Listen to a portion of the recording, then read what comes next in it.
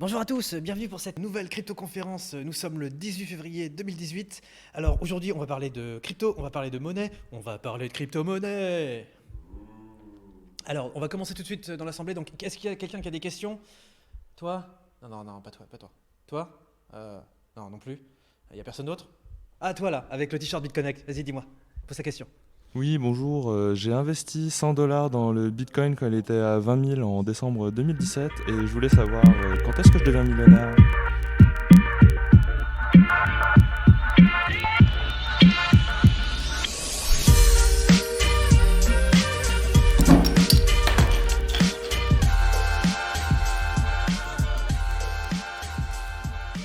Salut les kryptoniens, c'est Jorel, comment ça va? Toujours en direct de Shanghai, nous sommes le 4 juillet 2020 et bienvenue pour ce 13e hebdo crypto. Alors avant de commencer, on va boire un petit coup.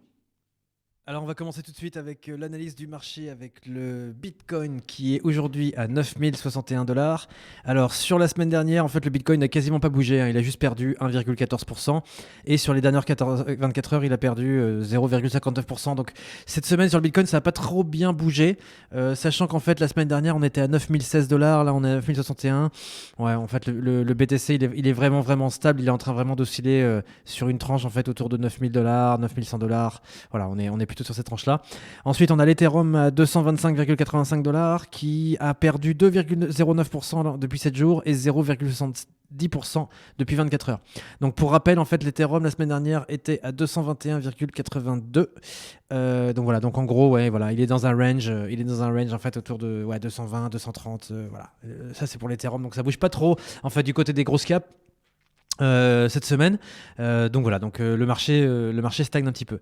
Donc voilà, je reprends le Bitcoin price. Donc là en fait, vous regardez Bitcoin price 9061 dollars, moins 0,59%, market cap 166 milliards pour le BTC. Ensuite sur l'Ethereum, donc Ethereum 225,85%, market cap 25 milliards. Voilà sur Ethereum. Alors, on va passer directement à l'analyse technique. Ah non, non, non, non, excusez-moi, je vais trop vite. On va passer d'abord à la market cap. Alors, sur la market cap, en fait, on est à 259 milliards de dollars. Donc, la semaine dernière, on était à 255 milliards. Donc, le marché a ajouté 4 milliards de dollars par rapport à la semaine dernière. Mais ça ne vient pas des grosses caps, ça vient plutôt des small caps, notamment Cardano, hein, qui nous a fait un très très beau pump depuis une semaine avec le IOHK Summit et la sortie du mainnet de Shelly, donc c'était prévisible. Voilà. Ensuite, on va parler de dominance. Alors, pour la dominance sur le BTC, on a donc 64,37% pour le BTC aujourd'hui, alors que la semaine dernière, le BTC était à 64,99%. Donc voilà, donc le BTC se maintient en fait autour de 64-65%. Et du côté de l'Ethereum, donc la dominance de l'Ethereum est à 911% et la semaine dernière il était à 9,68%. Donc en gros, les grosses caps se maintiennent. Donc au niveau de la dominance, voilà, c'est assez, comment dire, c'est assez stable en fait au niveau de la dominance. Donc il n'y a pas vraiment beaucoup de choses à dire en fait là-dessus. Voilà, donc on va passer à l'analyse technique, voilà, enfin. Donc on va commencer par le BTC. Donc pareil, même chose, semaine après semaine, c'est toujours la même chose. Donc là en fait, on va rezoomer en fait sur la semaine, qu'est-ce qui se passe. Le BTC toujours pris dans un range en fait qui est compris entre 10 372 jusqu'à 8 700 non, 8 230 dollars. Donc là du coup en fait, ce qui est en train de se passer, c'est que le BTC est en train de ranger. Alors là, pour l'instant, le BTC est en train de nous faire des bougies rouges, hein. Là, ça fait 1, 2, 3, 4 semaines de suite que le BTC nous fait des bougies rouges. Du côté euh, de l'analyse technique, donc en fait, on voit très bien qu'on a, on a deux bornes sur le range. Donc on a une borne haute à 10 300 et une borne basse à 8 200 dollars. Donc en gros, même stratégie que la semaine dernière. On long à 1200 et on short à 10 300. Voilà, c'est la stratégie. Après, du coup, regardez bien ce qui est en train de se passer sur le RSI. Ça commence à devenir très intéressant. En fait, vous avez une convergence en fait entre le RSI, le MACD, la ligne rouge et la ligne rouge et la ligne verte, enfin la ligne bleue. Donc en fait, ce qui se passe, c'est que là déjà le RSI est en perte de vitesse. Le MACD est en ralentissement et si jamais le MACD commence à croiser, enfin si jamais le rouge commence à croiser le bleu, à mon avis, ça sent pas très bon pour les bulls, hein, sur le BTC. Donc là, en fait, on voit vraiment que le mouvement est vraiment en train de s'essouffler. Si on zoome un petit peu plus, voilà, on va regarder. Là, vous voyez très bien ici que le MACD en fait est en train de plafonner. Donc c'est-à-dire que dans très peu de temps en fait, ce qui va se passer, c'est que le rouge va passer au-dessus du bleu et en fait le RSI est toujours en train de nous faire des moins hauts. Donc en gros, pour l'instant, ça consolide et on n'a aucune idée de où le marché va aller. Mais voilà, pour l'instant, ça range toujours. Donc, franchement, il n'y a pas vraiment beaucoup de choses à trader ici, hein. Toujours sous l'oblique baissière pour le BTC. Donc là, je reprends aussi pareil le pronostic en fait en cas de dip. Donc en cas de dip, objectif de retracement Golden Ratio à $6,000 et 78,6 à $5,000. Donc ça, c'est les targets. Si par exemple vous voulez re-rentrer sur le BTC, en fait, si par exemple il y a un gros dip derrière pendant cet été par exemple, voilà. Donc ça, ce serait les targets de retracement en fait à viser en cas de retracement à la baisse pour le BTC. Après, donc je pense qu'il n'y a rien d'autre à dire par rapport à la semaine dernière. Donc je vais pas continuer en fait à discuter de ça. Donc pareil, range, on est piégé, toujours la même chose. Donc voilà. Donc là-dessus sur le BTC, rien d'autre à dire. Si on zoome en fait en weekly, on s'aperçoit vraiment en fait que le rallye contre tendance commence à trouver sa fin. Donc là, si on trace l'oblique, vous voyez, en fait, on est sur une oblique baissière. Alors, en fait, voilà, sur le RSI, bon, si on réfléchit globalement, en fait, l'oblique baissière, elle est là. On est toujours passé au-dessus de l'oblique baissière sur le RSI, hein. Donc après, est-ce qu'on va rebondir dessus et repartir à la hausse, ou est-ce qu'on va la crever et descendre en bas? On ne sait pas trop. Mais voilà, donc pour l'instant, voilà, le RSI nous fait des moins hauts. Donc pour l'instant, je ne suis pas bullish sur le BTC. Voilà. Ensuite, on va passer sur l'Ethereum. Alors, Ethereum, analyse technique Ethereum, donc exactement la même chose que le BTC. Donc voilà, zone de short respectée, zone de short, on est dedans. Là, on est en train de ranger entre 253 et 215 dollars. Donc en gros, si vous voulez, là, l'Ethereum est à 225, on est proche de la borne basse. Donc en fait, voilà, pareil. Donc même stratégie, vous longuez à 213, 215 et vous shortez à 250. On est toujours en dessous de l'oblique baissière. Le rallye contre tendance, pareil, est en train de de plafonner. Le RSI nous fait des plus bas. Le MACD bleu va commencer à perdre de la vitesse et le rouge est en train de le rattraper. Donc pour l'instant, on pourrait penser qu'on est à la fin de ce niveau-là. Donc voyons voir comment ça va se développer. Mais bon, pour l'instant, pareil, voilà, même chose. L'Ethereum consolide en fait dans un range. Donc à mon avis, ce qui va se passer, c'est que étant donné que on se fait chier hein, sur le BTC et sur l'Ethereum, à mon avis, je pense qu'il y a beaucoup de gens qui vont partir dans les alts. Donc c'est pour ça on voit des alts hein, qui pump, hein, on voit du fantôme qui pump, du ADA, des trucs comme ça. Enfin, il y a pas mal d'alts qui sont en train de pumper en ce moment. Donc voilà, donc à mon avis, je pense que les capitaux sont en train de sortir du BTC et de l'Ethereum pour pouvoir être injectés dans les alts pour nous faire peut-être une alt season pendant que le BTC et l'Ethereum sont en train de plafonner. Ensuite, au niveau donc du objectif de retracement, donc si jamais donc l'Ethereum devrait retracer, donc on a un objectif de retracement à 167 $, deuxième objectif à 146 $. Voilà, donc ça c'est pour l'Ethereum. Donc pour l'instant, sur la liste technique, en fait, il y a exactement la même chose à dire qu'il y a 2 semaines. Donc il y a 2 semaines on était dans un range, la semaine dernière on était dans un range, cette semaine on est dans un range. À mon avis, vu comme c'est parti, ça va peut-être durer tout l'été, hein. Peut-être que les market makers sont déjà bien partis en vacances, ils sont déjà tous sur leur yacht en train de siffler du Dom Pérignon. Donc voilà, mais pour l'instant, ils sont pas en train de faire bouger le marché. Donc voilà, donc pour l'instant, rien à faire sur le BTC et sur l'Ethereum. Donc c'est pour ça que voilà, maintenant on va passer à l'alt de la semaine. Donc on a eu énormément de demandes en fait, tout le monde nous parle de DeFi, de yield harvesting. Donc big up à toi Stéphane pour les commentaires sur Compound, sur le DeFi et tout. Donc voilà, petit big up à toi. On a fait une petite analyse en fait sur MakerDAO, histoire de parler un peu de DeFi en fait. Donc MakerDAO, je répète, qui est le projet qui est derrière le stablecoin de DAI et qui justement est une plateforme DeFi au même titre que Compound, Dharma et tous les autres projets DeFi qui vous permettent de faire du yield farming sur le marché. Alors, donc, on va prendre la liste technique. Donc là, j'ai pris le graphe Bitfinex parce qu'en fait, sur le graphe de Bitfinex, là, on a le plus d'historique. J'ai pas pris le graphe Coinbase parce qu'en fait, Maker s'est fait lister sur Coinbase depuis juin 2020. Donc en fait, il n'y a pas assez d'historique. Donc j'ai pris le Bitfinex et l'historique commence en juin 2018. En mai 2018 même pour être plus précis, voilà. Donc il y a beaucoup d'historique. Donc là en fait j'ai 3 ans de graphe. Donc pareil, Maker USD, graphe weekly sur Bitfinex. Donc on commence tout de suite. Alors en fait vous regardez, on est parti sur un plus haut sur Maker en juin 2018 à 1445 $. Et après en fait on a eu une grosse baisse pendant le bear market en fait jusqu'à 300 $. Donc en gros là j'ai tracé le retracement à partir du top jusqu'au bottom, zone de short entre 50 et 61,8 complètement respectée, on a méché dedans, voilà, c'est propre, c'est nickel. Voilà, là on est dans une tendance baissière confirmée. Donc c'est pour ça que j'ai tracé l'oblique baissière en fait là jusqu'à maintenant. Ce qui se passe, c'est que voilà, donc Maker entre-temps a essayé de faire des tentatives en fait pour repasser au-dessus de la zone de short, mais il n'est pas arrivé, donc il est toujours redescendu.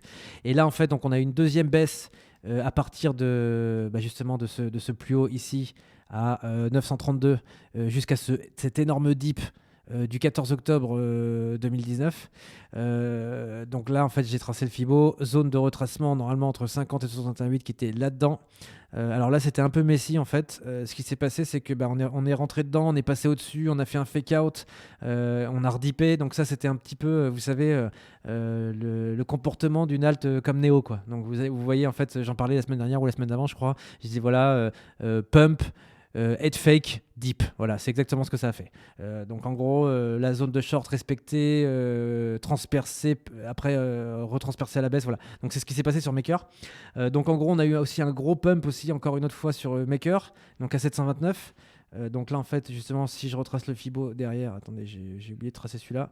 Donc là, on a fait un pump à 726, voilà. Et après, on est retombé à 164.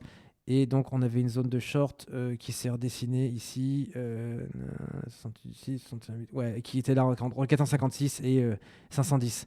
Donc là, je vais la retracer. Elle était là, 456, 510. Donc en fait, vous avez vu même chose, hein. On casse la zone de short, head fake, réintégration, deep. Voilà, c'est exactement ce qui s'est passé. Donc en gros, là, ce qui se passe, c'est que si on regarde en weekly, le graphe weekly sur Maker, c'est pas beau déjà. Donc en fait, depuis l'all-time high, en fait, on fait que des V-bottom et des M-top. Donc en fait, ça c'est une structure en fait qui est bearish. Donc c'est à dire qu'en fait, on n'arrive pas à faire des plus hauts, on fait que des moins hauts et on fait des plus bas. Donc on a une oblique qu'on essaie de transpercer et en fait ça fait depuis 2018 qu'on essaie de la transpercer, on n'y arrive pas. Donc en gros là, je dirais que Maker est en bear market depuis 2 ans. Donc en gros, Maker, si vous voulez, le all-time high il était à 1400, le plus bas était à combien, $300, voilà. Donc là sur Maker, on est dans un range, hein. Donc en gros, si vous voulez, ce qui s'est passé, c'est que non, mais attendez, il y a un truc bizarre là. En octobre 2019, non, on a dippé à $39 sur Maker. Putain, ça fait mal. Ok, donc bref. Donc je vais pas prendre cette data parce qu'à mon avis, ça c'est une mèche qui ne vaut rien du tout. Donc je vais l'enlever de l'analyse technique. Ça sert à rien de prendre cette mèche parce qu'à mon avis, je pense que c'est un truc ça doit être un bug ou ça doit être un dip incontrôlé jusqu'en bas. Donc voilà.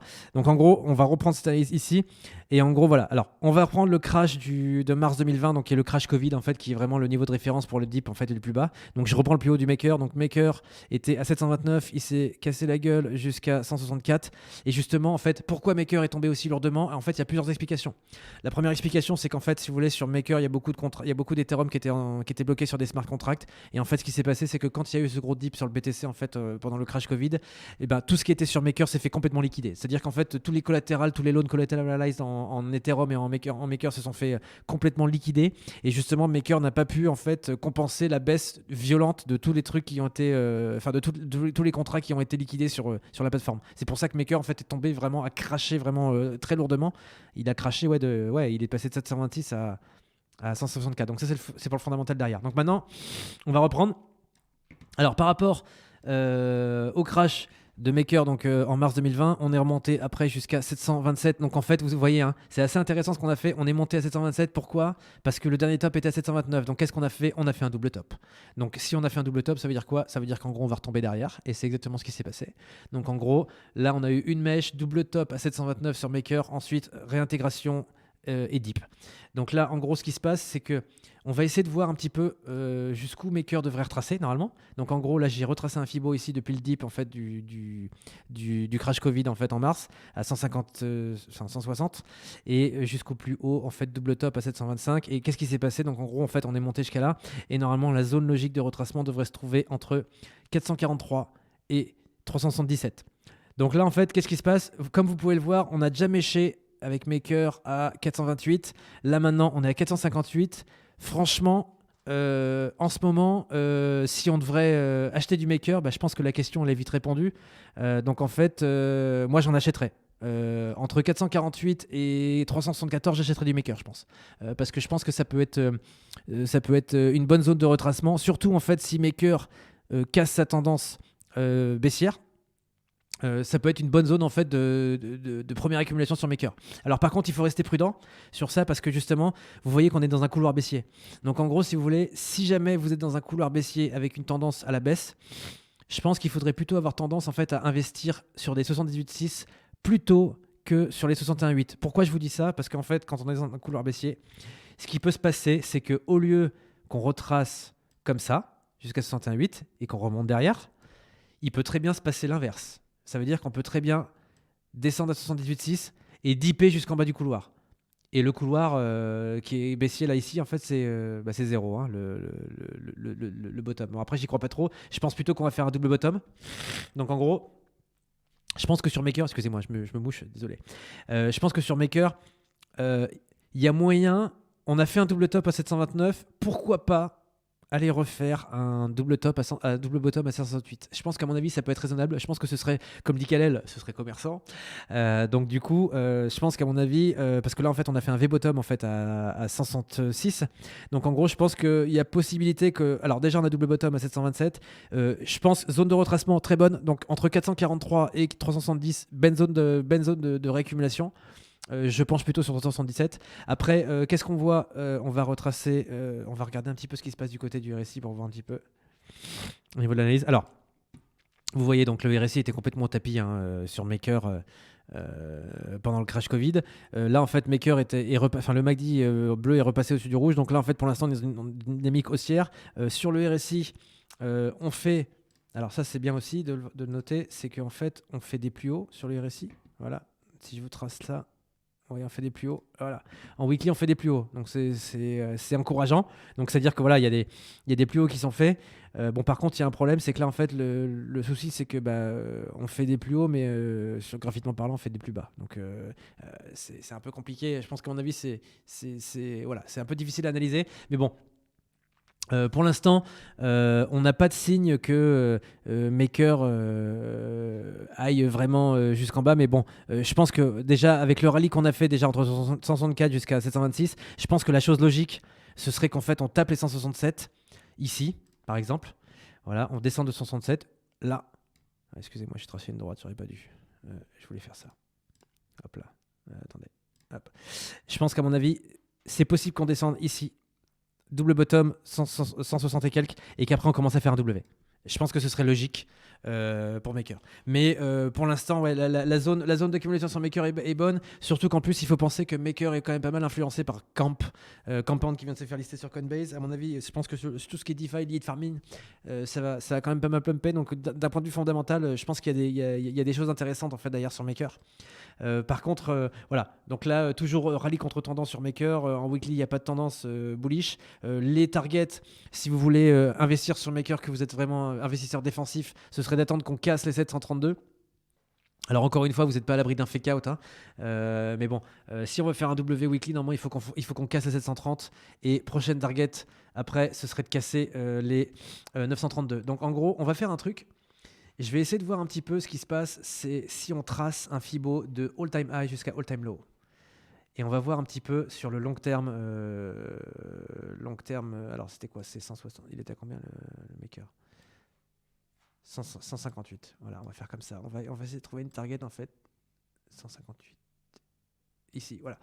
On va faire un truc comme ça. Donc là, en fait, si par exemple vous voulez être investisseur et que vous voulez investir long terme sur Maker, ce qu'il faudrait faire, ce serait attendre. Voilà, ici, 23, 6, 38, 50, 68, voilà. 61,8, 50. Voilà, ça, ce serait une zone là, qui serait en fait une zone de short long terme. Donc en gros, comme vous voyez, on est toujours en dessous de la zone de short long terme ici. Donc en gros, tant qu'on n'a pas cassé cette zone, normalement, si vous êtes très défensif, vous investissez pas. Voilà.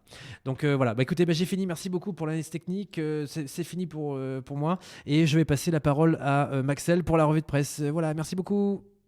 Bonjour à tous, nous allons commencer aujourd'hui par deux news concernant Bitcoin. La première vient d'une start-up israélienne, Kirobo, qui affirme avoir développé une fonction pour annuler une transaction crypto si elle est envoyée à la mauvaise adresse. Ce qui serait un énorme pas en avant pour faciliter l'utilisation de Bitcoin, parce que, avouons-le, qui n'a jamais vérifié 20 fois la clé de destination et eu des sueurs froides avant d'appuyer sur le bouton « Envoyer » de peur de se tromper.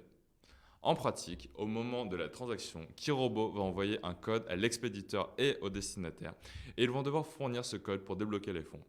Tant que le destinataire n'a pas entré le code, l'expéditeur peut annuler la transaction et récupérer ses fonds à n'importe quel moment. Voilà, que tous ceux qui utilisent régulièrement la fonction mot de passe oublié se réjouissent, Kirobo a annoncé qu'ils allaient continuer à développer des applications sur blockchain avec pour objectif de protéger les utilisateurs des erreurs humaines. La deuxième nouvelle concerne le double spend, c'est-à-dire la capacité à pouvoir utiliser un même Bitcoin pour plusieurs transactions. Cette semaine, la firme en sécurité spécialisée en crypto Zengo a identifié une faille dans plusieurs wallets Bitcoin qu'ils ont nommées Big Spender, et elle permettrait le double spend. Donc, les 3 sociétés concernées, BRD, Ledger Live et Edge, ont déjà été informées par Zengo, mais d'après eux, il est possible que des millions d'utilisateurs aient été exposés à cette faille avant son identification. Il était possible de faire une manipulation appelée Replace by Fee ou RBF. En gros, on pouvait faire une première transaction, puis en envoyer une deuxième avec le même montant mais à une autre adresse avec des fees plus élevés. Et d'après Ledger, il n'y avait pas réellement de double spend dans la mesure où les fonds n'auraient pas bougé, mais ces transactions auraient pu apparaître en tant que transactions non confirmées dans les transactions reçues du destinataire, ce qui aurait pu prêter à confusion. Selon eux, il suffit de garder en tête qu'il faut toujours attendre la confirmation d'une transaction pour ne pas être affecté par cette défaillance. Et nous allons continuer notre brief par les MDBC, donc ces monnaies digitales de banque centrale avec 2 pays, la Lituanie et le Japon. La Lituanie va peut-être être le premier pays à lancer une MDBC. En effet, la Banque de Lituanie va lancer une prévente de sa MDBC appelée LB Coin le 9 juillet et les coins seront mis sur le marché à la fin du mois. Le LB Coin va techniquement être une MDBC basée sur la blockchain NEM qui sera émise par la Banque de Lituanie et sa particularité, elle va être la première monnaie de collection digitale au monde. En effet, les LB Coins n'ont pas vocation à être utilisés dans les transactions financières et son lancement entre dans un plan plus large du gouvernement lituanien de recherche autour de la blockchain. Selon Marius Jurgilas de la Banque centrale lituanienne, le LB Coin va probablement être l'expérimentation la plus avancée au monde pour tester l'utilisation d'une MDBC. Enfin, nous allons finir avec le Japon qui va commencer à expérimenter son yen digital. Selon une annonce parue cette semaine, la BOJ va étudier la faisabilité de ce projet dans un effort de rattraper son retard par rapport à la Chine qui, elle, a déjà bien avancé dans son yuan digital. La Banque du Japon a révélé ces 2 gros points d'incertitude. Le premier, l'accès universel et ensuite la résilience. Quand ils parlent d'accès universel, ils incluent tout le monde, même la partie de la population qui ne dispose pas d'un smartphone. Et selon une étude Nikkei parue en 2018, seulement 65% des Japonais possèdent un smartphone. Pour ce qui est du second point, la question est comment rendre la monnaie utilisable dans des situations d'urgence où il n'y a plus d'électricité. C'est une problématique particulièrement importante pour les Japonais, dont le territoire est régulièrement touché par des tremblements de terre. Bon, pour un pays qui a réussi à faire apprécier au monde un mélange entre manga et tentacule, je ne me fais aucun souci. Voilà, c'est fini pour moi, je passe maintenant la parole à Jorel.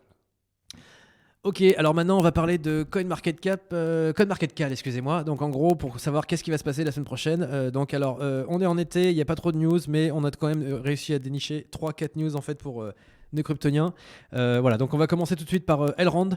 Donc en fait, Elrond, qui est donc un projet blockchain spécialisé sur le sharding, va en fait annoncer aujourd'hui la date de son mainnet launch. Donc en fait, ils vont annoncer le Genesis Staking 2.0 qui va commencer en fait. Donc je rappelle, Elrond, projet blockchain spécialisé sur le sharding, scalability solution et proof of stake blockchain protocol. Voilà.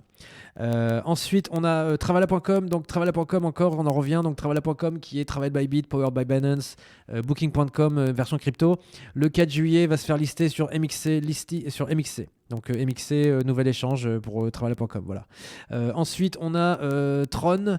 Donc Tron 4.0 va sortir en fait le 7 juillet 2020. Donc smart contract. Donc en fait, Tron va ajouter en fait le smart contract privacy protocol. Donc en fait, ils vont intégrer, je pense, des ZK Snarks ou un autre protocole de confidentialité et de privacy sur la blockchain de Tron. Et en fait, vont lancer ça sur Tron en fait 4.0 le 7 juillet. Voilà. Ensuite, Kyber Network. Alors, Kyber Network va lancer le Catalyst Kyber DAO, donc en fait Decentralized Autonomous Organization. Et en fait, donc ils vont commencer ça en fait le 7 juillet 2020 et ils vont introduire le Kyber DAO. Donc ça, voilà, c'est les news pour Kyber Network. Donc voilà. Bah écoutez, voilà, merci beaucoup pour votre temps et puis bah voilà, on a fini pour les news de la semaine. Merci. Et voilà, c'est fini pour aujourd'hui. Mais vous inquiétez pas, on a encore plein de bières pour la semaine prochaine et d'ici là, prenez soin de vous. Et à la prochaine.